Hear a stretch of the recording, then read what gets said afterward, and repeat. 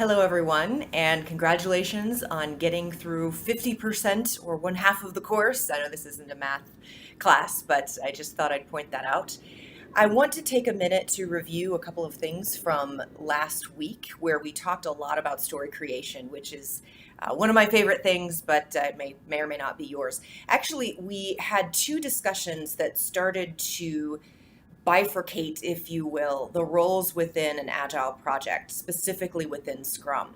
So we had one discussion that talked about the process of jumping ahead or protecting the sprint. This would likely fall to the Scrum Master as someone who would fix the situation, and the Scrum Master is the one who protects the team and protects the process. What I really liked about what a lot of you mentioned in the discussion post is not to just dictate orders, which is never an agile process at all. It's very important to uncover the root cause of the situation. There are so many roads that are paved with good intentions, and this team member is likely with very good intentions saying, I'm getting work done ahead. I'm not trying to ruin anything. So let's figure out what's going on and how that person's good intentions could be put to good use. We also talked a bit about breaking down stories. And a long time ago, when I was actually an internal auditor, a manager of mine used to say, what's the pixel strength on your big picture? Because it's looking kind of funny to me. And that really stuck with me because these big picture people seem to think they were more important than everyone else because they see the big picture. When in reality, taking something from big picture into actionable small steps is a very challenging thing to do. And that usually falls to the product owner or to the team. There's a bit of debate as to who's responsible for it, but I would say it's mostly the product owner to make sure that happens. So if we take the metaphor of my manager, effectively, you are the pixel strength and the zoom of your project. It's up to you to be able to zoom in, zoom out, and also provide a pixel strength level that's appropriate for your team. We had some great examples of that in this course. I liked the Hollywood sign. I think a lot of other people did too. It was interesting to have a not a product, but a tangible item to break down the components, but it's very, very applicable. So keep this in mind as you go forward, that one of the factors that makes an agile project successful is to get the work into the smallest chunk as possible in order to improve your project's velocity, which is part of what we're going to talk about this week. So we're going to be talking about how to measure velocity. We're going to be talking about evaluating and completing stories.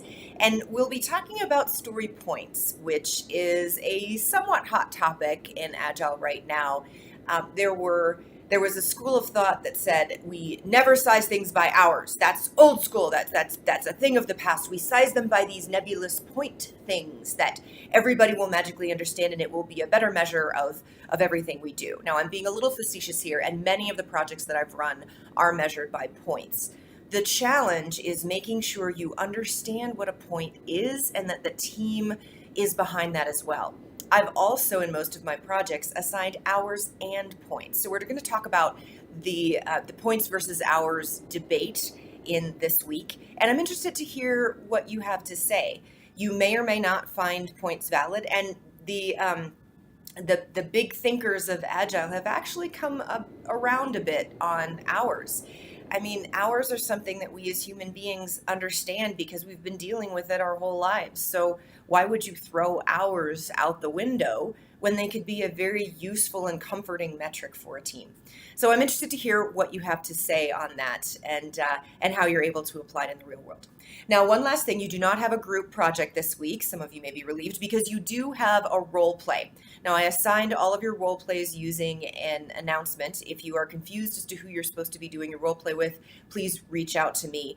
There are two scenarios in the role play.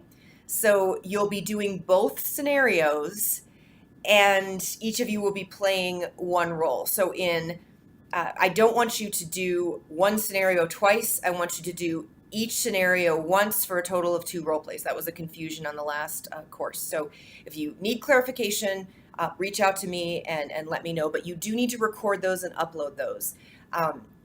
Yeah, so I will be giving you feedback on your discussions and your deliverables for this week by the end of the day. That's Monday, so look for that. I will have office hours at the normal time if you need to reach out to me, and you can always schedule time with me outside of normal office hours. Good luck, everyone, and I look forward to seeing what you have to say.